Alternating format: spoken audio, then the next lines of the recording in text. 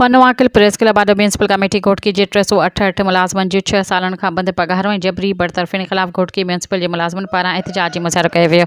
मुज़ाहिर जेकवाणी मुख्तियार टगड़ किफ़ायत घोटो बशीर कल्हड़ो ऐं ॿियनि कई। एहतजाज में पनवाकिल बार एसोसिएशन जे सदर ग़ुलाम सरवर चाचड़ वकील बिरादरी जे अॻवाननि जमाल नासिर बिल्लो जे यूआई पनवाकिल जे अॻवाननि पिणु शिरकत कई, जिन बरतरफ़ मुलाज़मन सां यकजहती जो इज़हार कंदे संदसि जाइज़ मुतालबनि जी हिमायत कई। इन मौक़े ते मुतालबनि जी मंज़ूरी लाइ एहतजाज रिकॉर्ड करायो वियो।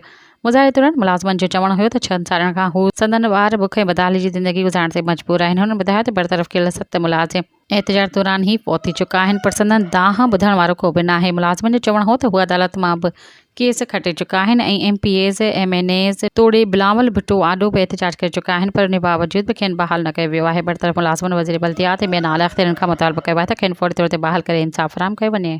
सब्सक्राइब कयो अवामी न्यूज़ HD खे ऐं ताज़ा तरीन ख़बरुनि लाइ ॾिसंदा रहो अवामी न्यूज़ HD।